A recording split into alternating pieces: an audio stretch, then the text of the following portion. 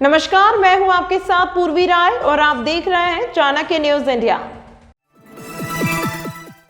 ऐसे भारत तेरे टुकड़े होंगे गैंग के जो लोग बहाना क्या बताते हैं, हम तो बेरोजगार थे जी, बेरोजगारी के कारण क्या बैंक को लूट लोगे। 40 करोड़ लोन अभी मुद्रा बैंक के कारण दिए गए हैं, उससे लोन लेकर धंधा करिए। 10,000 से 50,000 रुपए तक स्वनिधि योजना के अंदर आपको काम करने के लिए देश के लाखों लोगों ने उसका लाभ उठाया है। उठाइए, आपको कौन मना करता है। मैं पूछना चाहता हूं, बेरोजगारी बेरोजगारी बेरोजगारी, अरे 39 करोड़ जो लोन दिए गए हैं वो देश के ही नौजवानों को दिए गए हैं, वो पाकिस्तान के आतंकवादियों को नहीं दिए गए हैं। बैंक के अधिकारी और सरकारी अधिकारी जाकर घर पे गरीब को कह रहे हैं गारंटी मोदी जी की है, आपको कोई गारंटी देने की जरूरत नहीं है, आप ये पैसा लीजिए और काम धंधा करिए। गुलामी की निशानी को जी मिटाने के लिए 100 साल पहले ऐसे गुलामी के चिन्हों को समाप्त करने के लिए मैं बधाई दूंगा देश के माननीय गृह मंत्री जी को कि जिन्होंने लगभग 200 मीटिंगें कर कानूनविद, बुद्धिजीवी वर्ग, स्टैंडिंग कमेटी की स्टडी के बाद, लंबे प्रोसेस के बाद 1860, 1872, 1973 ऐसे कानून थे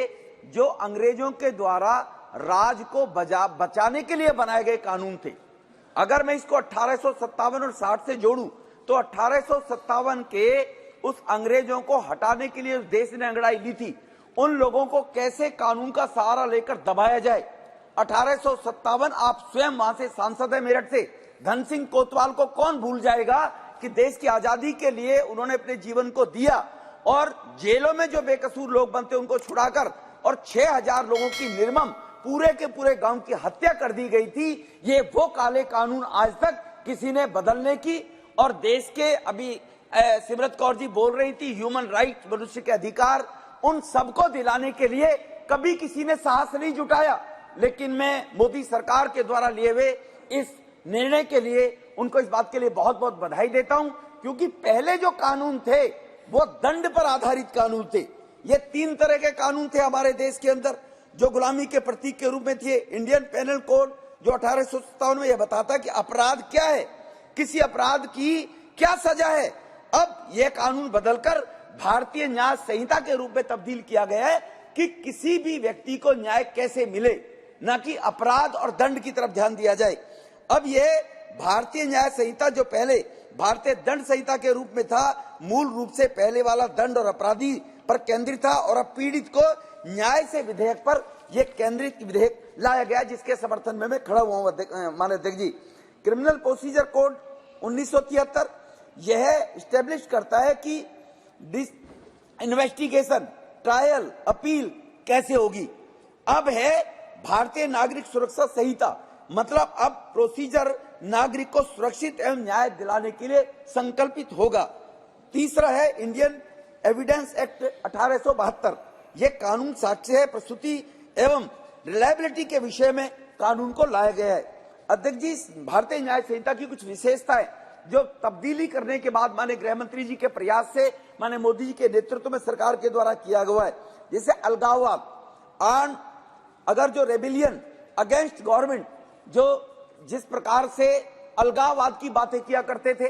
अलगाववाद की बातें करने से भारत तेरे टुकड़े होंगे जैसे गैंग के लोगों को ये मौका मिलता था भारत के अंदर अलगाववाद फैलाने का। और नक्सलाइट के रूप में जो होते थे वो गवर्नमेंट के खिलाफ, वो कहते क्या थे, हम गवर्नमेंट के खिलाफ बोल रहे हैं, राज के खिलाफ बोल रहे हैं। अब ये कानून कर दिया गया है, ये राज्य के खिलाफ नहीं होगा कानून, ये राष्ट्र के खिलाफ विद्रोह माना जाएगा, और इसको अब आतंकवाद की परिभाषा में सम्मिलित करने का काम किया गया है, जो आगे आने वाले वक्त में लोग हिमाकत न कर पाए। अभी जो चर्चा की बहुत वक्ताओं ने की, पार्लियामेंट में जो 1 सप्ताह पहले घटना घटी, जो लोग कूद गए उनको सरदार भगत सिंह जी की फोटो दिखाई जाती है, उनको सरदार सुभाष चंद्र बोस की फोटो दिखाई जाती है, सोशल मीडिया पर डाला जाता है, उनको बरगलाया जाता है नौजवानों को, उनको ये बताया जाता अरे भाई तब देश गुलाम था,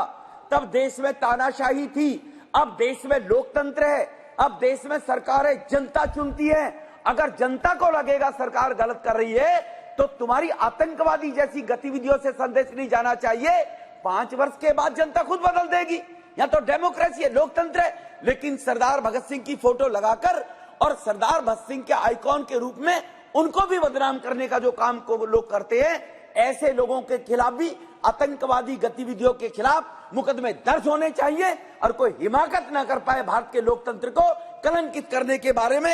ये सेक्शन 113 के अंदर ये प्रोविजन लाने का काम किया है। ऐसे भारत तेरे टुकड़े होंगे गैंग के जो लोग बहाना क्या बताते हैं, हम तो बेरोजगार थे जी, बेरोजगारी के कारण क्या बैंक को लूट लोगे? बेरोजगार थी था, धंधा करिए। 39 करोड़ लोन अभी मुद्रा बैंक के कारण दिए गए हैं, उससे लोन लेकर धंधा करिए। 10,000 से 50,000 रुपए तक स्वनिधि योजना के अंदर आपको काम करने के लिए देश के लाखों लोगों ने उसका लाभ उठाया है, उठाइए, आपको कौन मना करता है? लेकिन सरदार भगत सिंह जी की फोटो सोशल मीडिया पर डालकर जिससे देश की भी छवि दुनिया भर के अंदर कलंकित होती है। मैं पूछना चाहता हूं, बेरोजगारी बेरोजगारी बेरोजगारी, अरे 39 करोड़ जो लोन दिए गए हैं वो देश के ही नौजवानों को दिए गए हैं, वो पाकिस्तान के आतंकवादियों को नहीं दिए गए हैं, वो देश के नौजवानों को दिए गए। उससे पहले का इतिहास बताएं कि गरीब लोगों को बगैर लोन के, बगैर ब्याज के कितने लोन प्रोवाइड किए जाते थे। बैंक के अधिकारी और सरकारी अधिकारी जाकर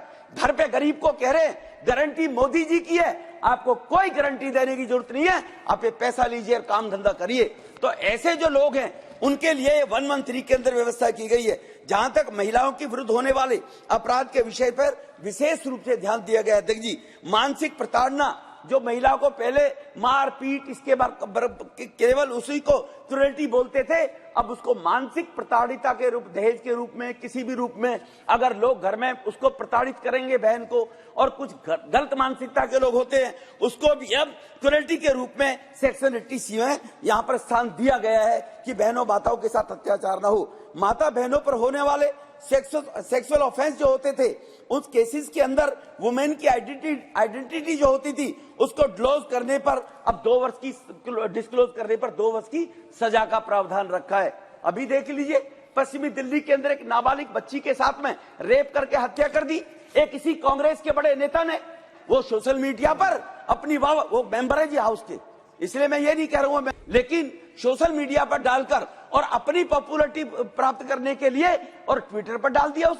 उस बच्ची का, उसका घर फोटो, उस परिवार को बदनाम करने के लिए। इस प्रकार के भी माता बहनों के साथ अगर कोई ऐसी हरासमेंट होगी और उसको पब्लिसाइज कोई व्यक्ति करेगा तो सेक्शन 72 के अंदर उसमें भी 2 साल की सजा का प्रावधान इस कानून के अंदर रखा गया है, जो पहले नहीं होता था, जो 100 साल पुराने कानून थे। सर, ये गैर जिम्मेदार लोगों पर भी रोक लगाने के लिए व्यवस्था की गई है। सेक्शन 69 में शादी का झूठा झांसा देकर लोग शारीरिक संबंध बनाने पर, उसमें लोग कहते थे जी मैं शादी करूंगा, पुलिस के पास कोई व्यवस्था ही नहीं थी। जब पुलिस को कोई व्यवस्था नहीं मिलती, सेक्शन 376 में कानून में उसके खिलाफ FIR दर्ज हो जाती थी, महिला बेचारी हॉस्टाइल हो जाती थी, सोचती थी मैं कोर्ट में जाकर बदनाम होती फिरूंगी, कोर्ट में जाके कैसे हुआ क्या हुआ हमसे जलील करना पड़ेगा। उसके लिए भी अब अगर कोई उसका नाम बताकर, अपना काम बताकर, अपना पहचान छुपाकर और मैं शादी करूंगा और उसके साथ सेक्सुअल हरासमेंट उसके भले ही सहमति से भी करे,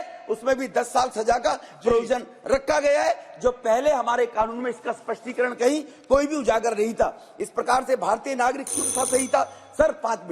मिनट, मैंने 10 मिनट के लिए बोला था अध्यक्ष जी से, सर 5 मिनट मेरा बढ़वा दो सर। अब trial court time bound manner में होंगी कि 15-15 साल, 17-17 साल, जैसे निशिकांत दुबे जी ने भी अभी जिक्र किया था। सर, मैं सर एक पॉलिटिकल फंक्शन के अंदर खड़ा हुआ था, मैं मंच पे खड़ा हुआ हूं, नीचे कुछ लोगों का झगड़ा हो गया, उनको बहला फुसलाकर विरोधी लोगों ने कहा आप कहो विदुड़ी जी का नाम। पुलिस ने कहा हम मौके पे मौजूद थे, विदुड़ी जी झगड़े में थे ही नहीं, लेकिन कोर्ट में चले गए, कोर्ट में जाकर कह दिया कि पुलिस दबाव में आ जाती है, मुकदमा दर्ज नहीं किया होगा। 14 वर्ष तक एक बेतुके 323-341 के मुकदमे में जाकर मुझे कोर्ट में खड़ा होता था। बने दुर्योधन लोगों को गुमराह करते थे, रमेश दुबे हीनियस क्राइम मुकदमे दर्ज है, जबकि किसी देश की अदालत में मेरे पे कोई मुकदमा ही दर्ज नहीं है जी। लेकिन इस प्रकार की चीजों को रोकने के लिए अब टाइम बाउंड, उसको क्लियरिटी होनी चाहिए, वो फैसले किए जाने चाहिए। पुलिस इन्वेस्टिगेशन के अंदर समाज की आवश्यकता और अभियुक्त के अधिकार,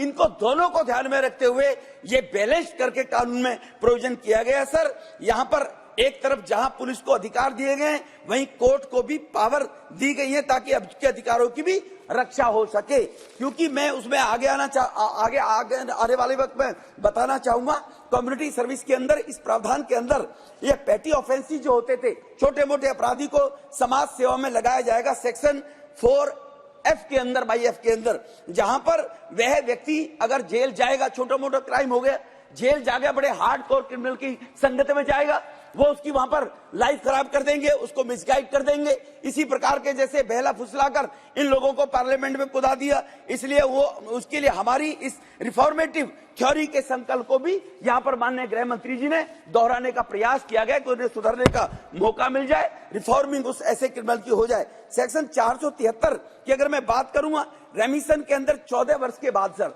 अगर किसी को सजा हो गई, अभी जैसे कह रही बहन अभी पंजाब के बारे में जिक्र कर रही है, 28 साल हो गए, अगर उसको यह अधिकार मिला हो आजीवन 14 वर्ष की कारावास के बाद, और मिलने के बाद अगर वो अपनी पिटीशन में जाते हैं स्टेट के अंदर, तो सरकार को यह स्पष्ट चीज में सर करना चाहिए कि एप्रोप्रिएट गवर्नमेंट, एक शब्द लिखा हुआ है, वो एप्रोप्रिएट गवर्नमेंट कौन सी होगी सर? एक स्टेट ए है, उस स्टेट के अंदर क्राइम हो गया,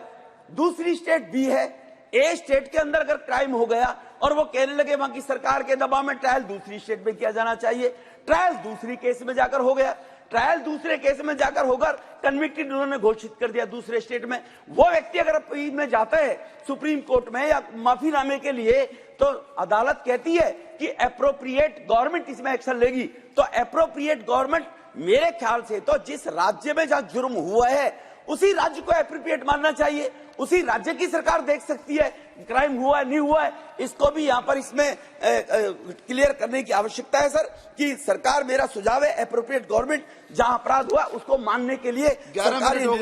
एक लास्ट बस 2 मिनट में सर, एक रिस्पॉन्सिबिलिटी ऑफ इन्वेस्टिगेशन ऑफिसर, ये बहुत जरूरी है सर। जो इन्वेस्टिगेशन ऑफिसर होता है वो एक रिस्पॉन्सिबिलिटी के साथ में क्या साक्ष्यों के साथ छेड़छाड़ करके या दबंगी व्यक्ति अगर कोई अपराध करता है उसके दबाव में आकर कहीं अगर साक्ष्यों को खत्म कर देता है, लोअर कोर्ट में उस व्यक्ति को सजा हो जाती है, हाई कोर्ट में वो बरी हो जाता है, अदालत में जज भी कहता है कि मुझे मालूम है ये क्रिमिनल है, लेकिन क्या करूं, मेरे पास कानून अंधा है, मेरे पास साक्ष्य, सर 2 मिनट में, मेरे पास साक्ष्य पूर्ण नहीं है, इसीलिए उस ऑफिसर के खिलाफ भी एक्शन का प्रोविजन होना चाहिए जो साक्ष्य को टेम्पर करके किसी बेकसूर को कसूरवार ठहराने में साबित होता है, अदालत को बेकसूर कर दे, या किसी कसूरवार को वो साक्ष्य में कुछ कमी छोड़कर बरी हो जाएगा, ऐसे लोगों के खिलाफ भी ये इन्वेस्टिगेशन होनी चाहिए सर। मेरा भारत महान, सारा का सारा बेईमान, ये नारे हम सुनते थे 20 साल 30 साल पहले, देश की छवि खराब होती थी। एक सेकंड और, सॉरी 1 मिनट और बस सर, एक मिनट, सारा का सारा ये लोग बोला करते थे सर, और ये भारत तेरे टुकड़े गैंग, ये इस प्रकार की भाषा बोलते हैं। इस कानून की मजबूताई से दुनिया में भारत की सर इमेज बनेगी, लोग यहाँ पर इन्वेस्ट करने के लिए आएंगे कि भारत का कानून भी सिंगापुर जैसा है, मैं वहां पर व्यवसाय काम करूंगा, तो काम करने के बाद मुझे मिलेगा, तो मुझे भी भारत में इन्वेस्टमेंट करनी चाहिए। तमाम महत्वपूर्ण खबरों के लिए देखते रहिए चाणक्य न्यूज इंडिया।